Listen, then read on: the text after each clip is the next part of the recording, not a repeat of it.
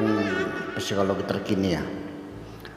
Ketika kita sedang menghadapi kesulitan yang banyak sekali, rumah disita, mobil ditarik, istri minta cerai, anak kena narkoba, begitulah, sehingga sampai kepada sudah sampai di bibir keputusasaan. Itu seringkali mungkin semua orang akan mengalaminya. Ketika Anda sedang dalam penderitaan, di puncak penderitaan, itu ada bisikan yang kau dengar. Ketika engkau naik kereta, ada bisikan, loncat aja. Ya, ketika engkau pegang pisau, tusukkan saja ke perutmu. Seperti ada bisikan semacam itu. Ya, ketika engkau bikin apa sesuatu, ledakan saja begitu.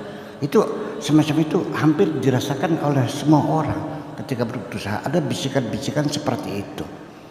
Nah, apakah ini menurut Profesor Hans, menurut kajian psikologis terkini, apakah ini kaitannya dengan instinct of destruction semacam itu, ataukah memang minta konfirmasi aja lah bagaimana semacam itu, bisikan-bisikan semacam itu yang datang pada pikiran orang yang sedang menghadapi keputusasaan. Ya, silakan Prof untuk konfirmasi dan juga tentu afirmasinya dari ketika sesuatu atau seseorang yang tengah dalam masalah atau kesulitan kemudian dalam bisikan batinnya selalu menjuruskan hal yang buruk. Bagaimana itu, Prof?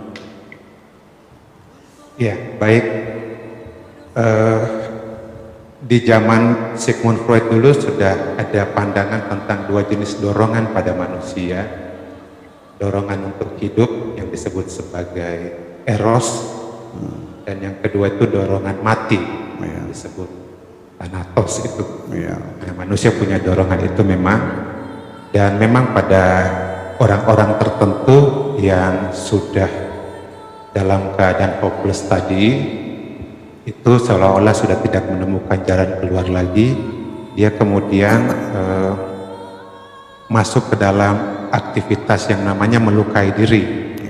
Dorongan-dorongan untuk kemudian membunuh diri itu, bunuh diri itu aksinya itu belakangan saja, biasanya bermula dari pikiran-pikiran yang kemudian berkembang yang namanya pikiran-pikiran bunuh diri. Pikiran-pikiran bunuh diri inilah yang kemudian menjadi aksi bunuh diri.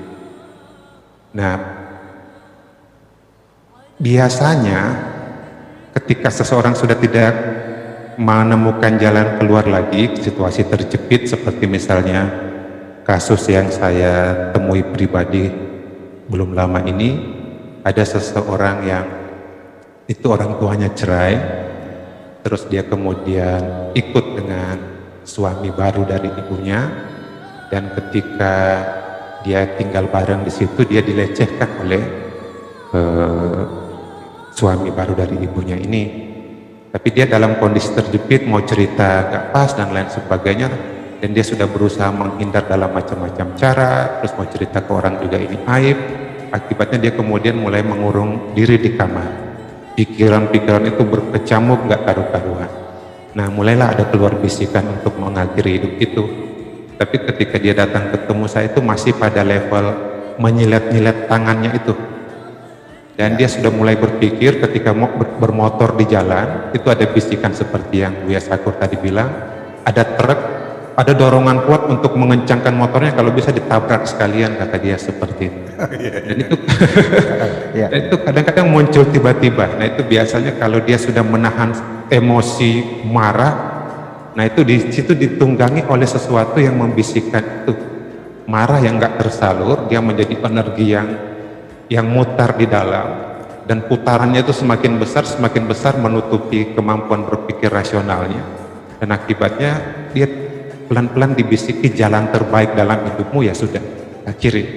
Nah, seperti itu yang mungkin bisa sedikit memberi gambaran. Dan dorongan yang disebut Sigmund Freud tadi, dorongan thanatosnya itu keluar, bukan dorongan erosnya, bukan dorongan hidup, tapi dorongan thanatos. Jadi ada pikiran negatif yang sudah memproduksi dirinya sendiri. Nah ini dia memproduksi dirinya sendiri sampai kemudian level maksimal.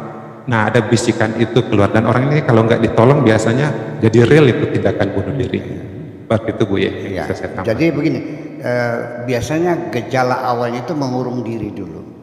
Ya, Biasanya mengurung betul. diri. Nah si perempuan ini juga dalam cerita ini juga mengurung diri. Tetapi si laki-laki memberikan motivasi yang sangat pas. Jadi ketika engkau tuh mengurung diri, ya, menjaga jarak dengan teman-teman yang lama, itu bukan karena kesombonganmu, tapi karena engkau ingin mempertahankan persahabatan yang dibangun berdasarkan saling menghormati. Engkau ingin terus dilanjutkan.